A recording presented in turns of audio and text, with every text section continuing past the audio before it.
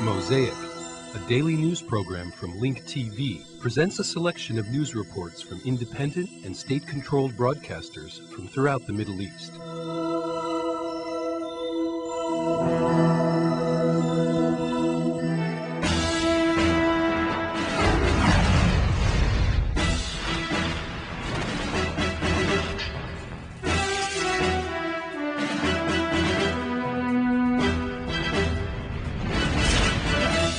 Former Iraqi President Saddam Hussein refused to sign legal papers after 7 charges were read against him during his first court appearance Thursday, while also defending his 1990 invasion of Kuwait. 11 senior members of his regime will also appear before the tribunal later today. According to Iraqi officials and experts, the trials not expected to start before 2005 could take months or even years.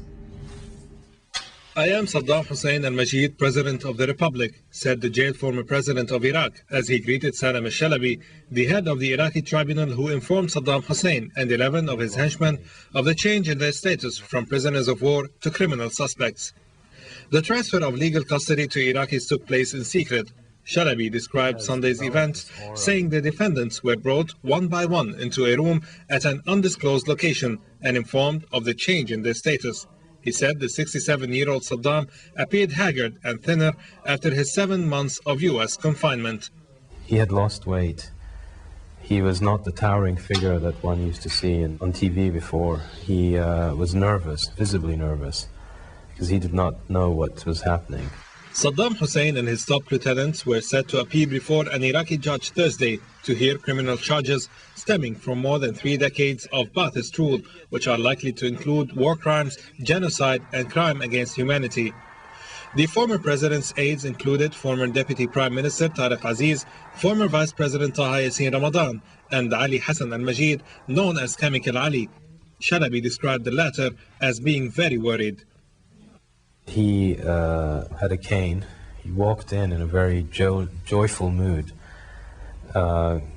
greeting everybody and so on. And as the judge was reading him his rights and explaining to him the situation, he started panicking. The proceedings marked the first steps in the legal process of holding Saddam and his henchmen accountable for a long list of crimes since the beginning of their regime in 1979. We have a long list of crimes against Saddam Hussein, starting from the homicide to genocide to using chemical weapons in Halabja, doing the hundreds of thousands of people killed in the mass graves, tens of thousands of people executed in Abu Ghraib prison, starting 3 wars.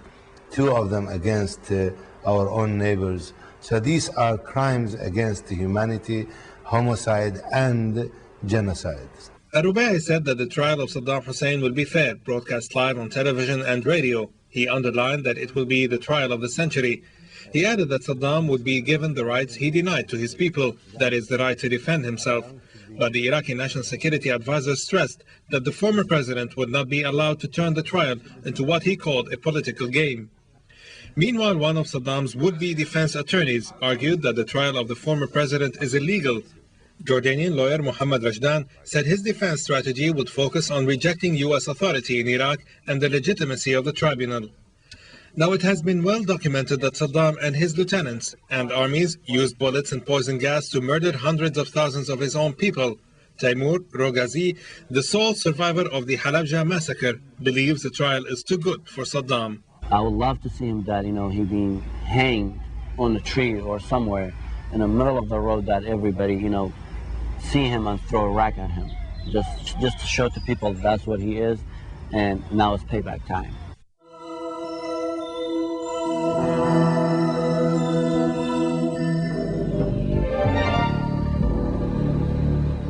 حياكم الله إلى هذه النشرة الإخبارية من قناة أبو ظبي. رفعت الجلسات الإجرائية لمحاكمة. Greetings and welcome to the news from Abu Dhabi TV. This evening, a formal reading of charges for Saddam Hussein and 11 of his top aides was conducted. Also, at the hearing were Deputy Prime Minister Tariq Aziz and Hassan al-Majid, also known as Chemical Ali. He is charged of using poisonous gas against Kurds and Persians.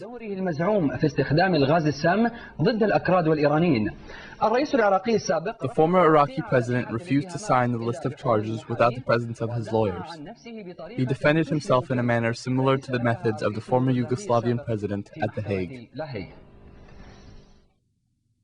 بين اعتقاله في 13 من ديسمبر الماضي وظهوره اليوم في أولى جلسات الاستماع. Saddam was arrested on December 13, 2003. Today, at his initial hearing, the former president looked very different. Pictures of his arrest showed him as an old, fragile man with unruly hair and wandering eyes, while being examined by a doctor with no reactions. أما هذه المرة فقد بدا بصحة جيدة وإن انتابه بعض التوتر يرد بتحد على أسئلة قادة التحقيق. Today he appears to be in good health but looked a little nervous. He challenged the investigative judge during the hearing, and from time to time he would write notes on a yellow piece of paper, tilting his head on one side, sometimes putting his hand on his cheek or mouth. Other times he would play with his beard. لم يدر بخالد الرجل يوما ما أن الشعب العراقي سيرى حاكمه لعدة عقود. The former president probably never envisioned that the Iraqi people would see their ruler after decades of being in power, defending himself in front of a judge. Saddam Hussein directly challenged the Iraqi legal system, refusing to sign the list of charges. Therefore, some people think that the former president wants to turn the trial into a political display, similar to Slobodan Milosevic's trial. I don't believe this trial is legitimate, and I don't think that Saddam Hussein should be brought to this level.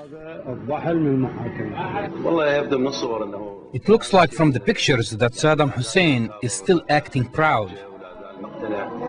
وجهات نظر العراقيين تباينت إزاء المحاكمة.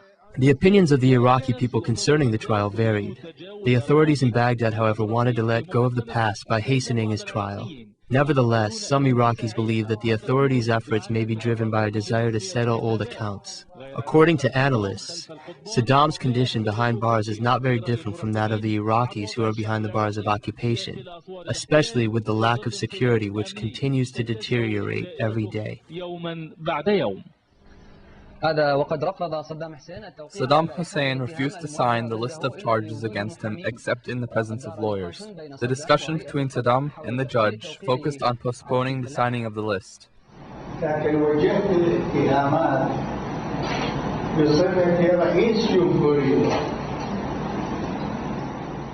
However, you are presenting me with the charges as a president of the Republic. To talk about Halabja, I used to hear it in the media, talks about what happened in Halabja during the reign of President Hussein. Let us stick to the legal discussion. This is what you have to answer for.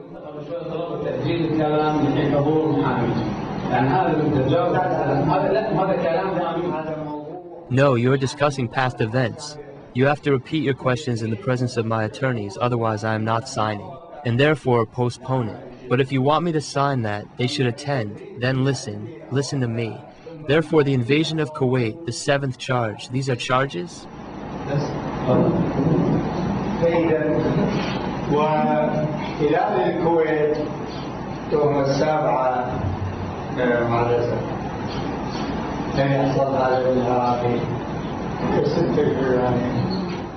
This is the law. The law is present. A law to charge Saddam Hussein because the Kuwaitis were trying to turn Iraqi women into prostitutes for just 10 dinars on the street? The Iraqis, with all honor, defend their country. And with historic rights, you are defending these dogs?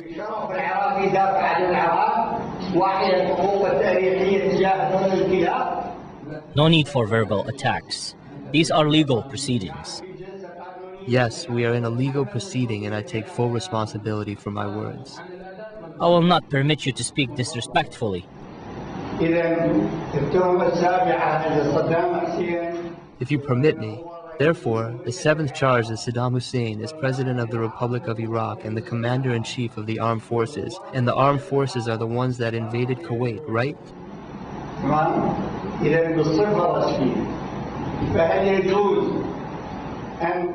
Thus, in an official capacity, so, would it be just to conduct an investigation and shield the accused of the guarantees provided by the Constitution and the law? The bottom line is you are presenting charges of what had happened in a regime that was under the control of President Saddam Hussein.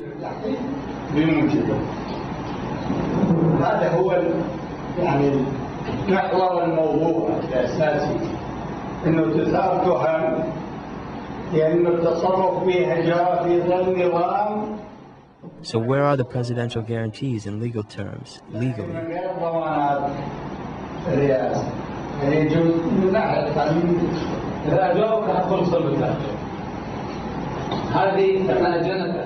I would like you to sign these documents formally, and this will go into the record. Answer to those charges.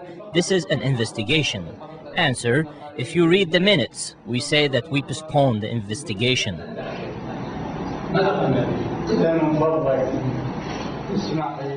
Then please allow me not to sign anything until the lawyers are present.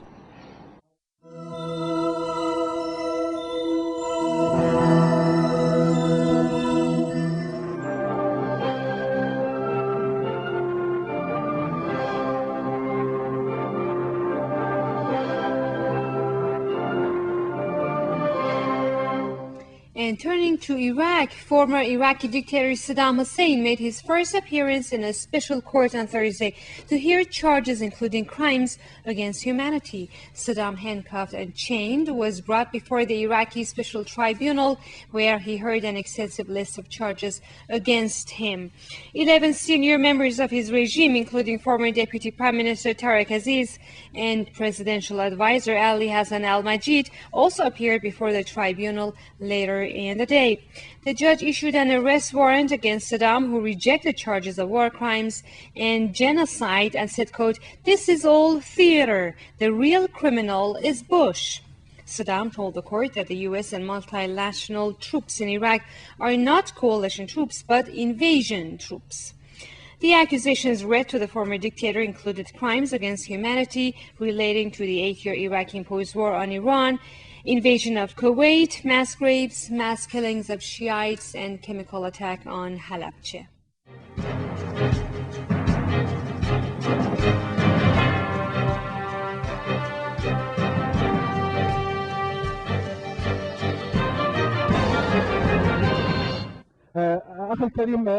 Today, Saddam Hussein appeared on TV sitting in front of an Iraqi judge. Brother, what does this day mean to you?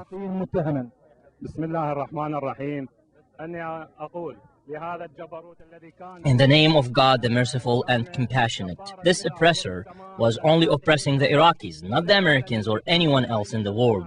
He was an oppressor, and now he is humiliated.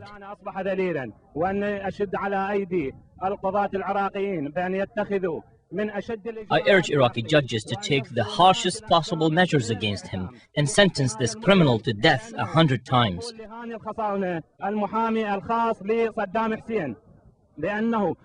I would like to say to Hani al-Khassani, the private lawyer of Saddam Hussein, if Saddam had killed, dispossessed or raped a member of your family and took your money, would you still be his lawyer? I swear to God, you are not a lawyer and you were never sworn in. Ma'am, can you come in front of the camera? Ma'am, today you saw Saddam Hussein in court. No, we don't have any electricity. As an Iraqi citizen, what do you expect the Iraqi judges to do? Saddam executed my father-in-law, my brother, and loved ones. He did not only torture people, but he executed them. The wife of a man I know also died because of Saddam. She thought that her husband was imprisoned, but it turned out that he was executed. The same happened to the son of my brother-in-law. He was a young man and a doctor, and they executed him. And 7 sons of my uncle were also executed.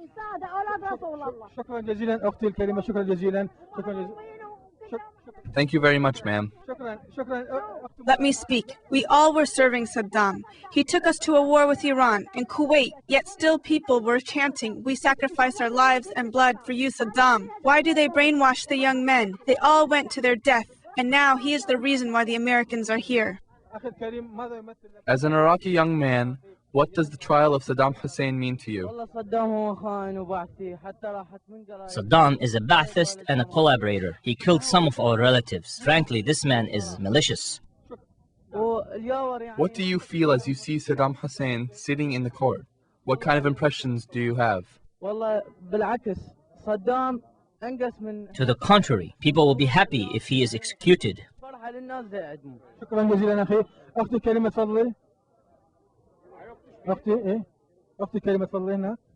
Sister, can you come in front of the camera? As an Iraqi woman, what impressions do you have about the trial of Saddam, who appeared on Iraqi TV?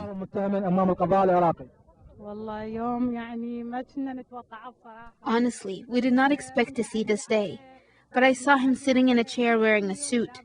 Truly, he does not deserve that. He demanded a lawyer to defend him. Whoever defends him is more of a criminal than he is. What he did to the Iraqi people is not a small thing. So you think that Saddam does not have the right to have a lawyer defend him? Absolutely not. Why?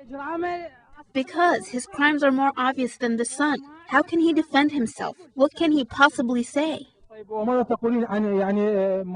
about some of the Arab and Jordanian lawyers who came to Baghdad to defend Saddam Hussein? Whoever defends him is more of a criminal than he is. Sister, thank you very much.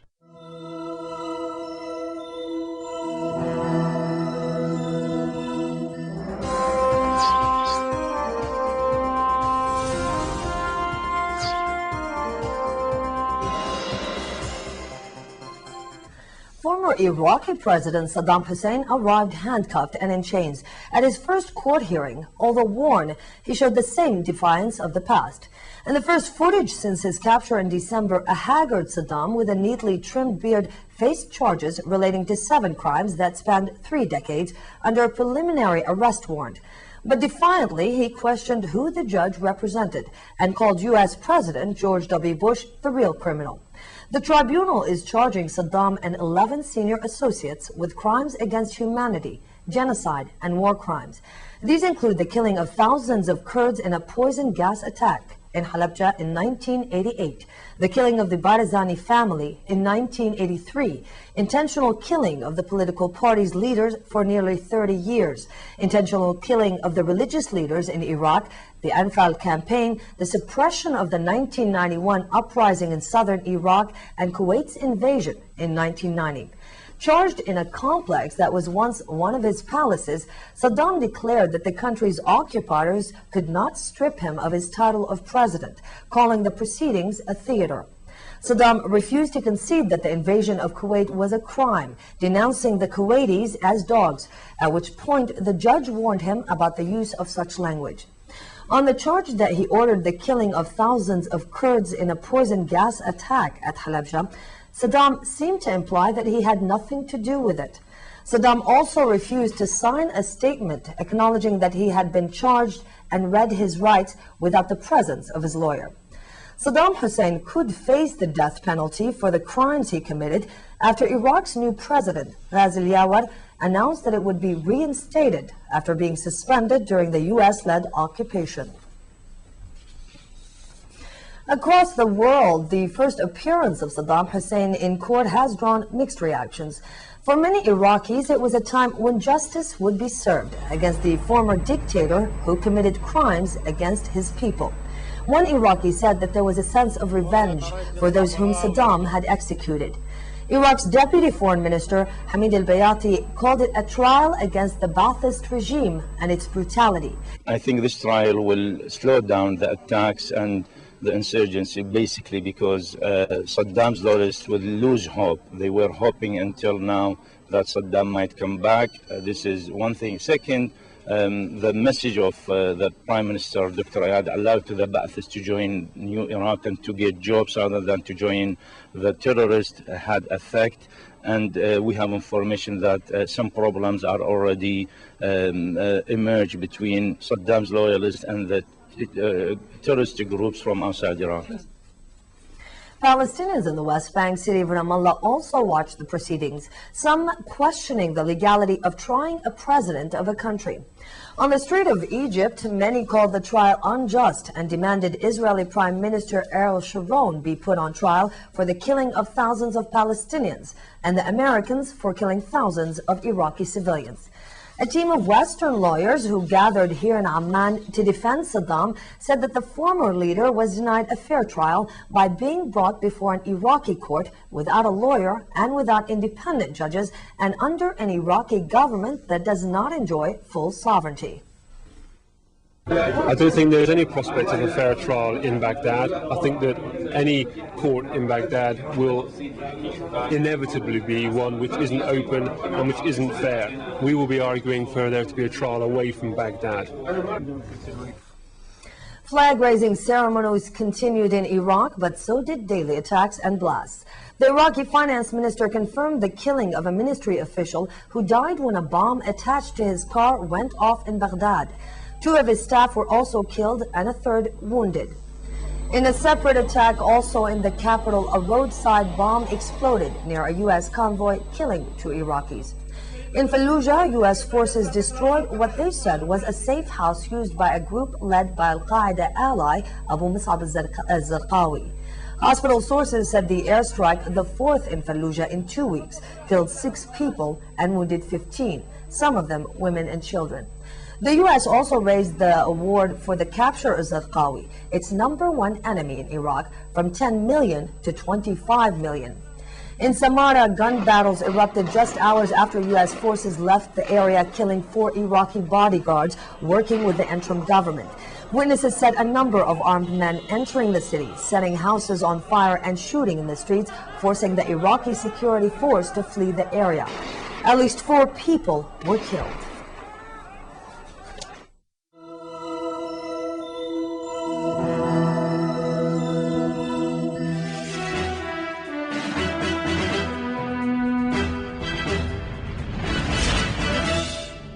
A study released Wednesday said U.S. soldiers who have been deployed to occupied Iraq are suffering from major depression, anxiety and post-traumatic stress disorder.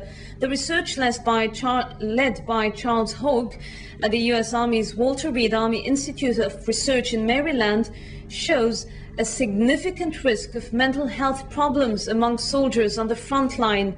Researchers canvassed 6,000 soldiers deployed in Iraq and Afghanistan. Israeli occupation troops killed a 9-year-old Palestinian boy when around 15 armored Israeli vehicles staged an early morning aggression against the Barazil neighborhood in the southern Gaza Strip town of Rafah. Omar Mohammed Abu Zrayhan was pronounced dead on arrival at hospital after being shot in the head. Medics also said that they had received the body of a 26-year-old Palestinian Ismail Naghan. Israeli occupation troops shot and killed Naban in Jabalia next to the town of Beit Hanun, where Israeli soldiers are involved in a large-scale offensive for the 3rd consecutive day. An Israeli military said Israeli troops besieging Beit Hanun would stay there for months. The source said, quote, "We intend to remain there without a specified timetable with the aim of putting an end to rocket firing." He said more troops and vehicles would be deployed in the region, adding that the new statu quo will see Israeli troops within Palestinian lands in the Gaza Strip. Meanwhile, scores of Israeli occupation troops sealed off Jericho after imposing a curfew in this West Bank town on Thursday. At least 20 jeeps and 5 tanks moved into the city with aerial cover provided by 2 helicopters. The sound of sporadic gunfire could be heard throughout the morning. Israeli occupation soldiers wounded at least 1 Palestinian in the gunfire, arrested 4 while uprooting trees and dynamiting a house. Further north in the West Bank, the Israeli occupation army staged an incursion into the city of Nablus, where troops began a door-to-door search. Palestinian Negotiations Minister Saeb Ariqat, who is himself from Jericho, condemned the dangerous Israeli military escalation. He said these acts will destroy all the efforts that are being made to end the crisis and the peace process and to bring stability back.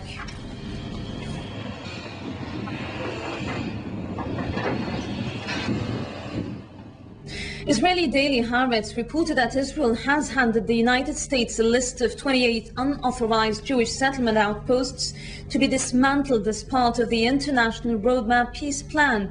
Haaretz said the list was handed over on Tuesday, 6 weeks later than agreed by Defense Ministry official Baruch Spiegel to U.S. Ambassador Dan Kurtzer. The roadmap, which has made little progress since its launch last year, obliges Israel to tear down all the outposts which have been erected in the West Bank since Prime Minister Ariel Sharon came to power in 2001. French Foreign Minister Michel Barnier said he would travel to Israel in a few weeks' time after being snubbed by Israeli leaders this week for holding talks with Palestinian leader Yasser Arafat. The government of Prime Minister Ariel Sharon systematically refuses to meet any foreign official who visits Arafat. Barnier had called for an end to Israel's confinement of Arafat on Wednesday. Saudi security forces killed Abdullah Mohammed Rashid, whom Saudi authorities described as one of the most dangerous suspects in the kingdom, who is considered an ideologue of the Al-Qaeda group in the country. Police said a Wednesday gun battle killed Rashid, number 22, on an Interior Ministry list of most wanted. Police said another militant was also killed in the heavy exchange involving 5 militants in Riyadh's eastern Al-Quds area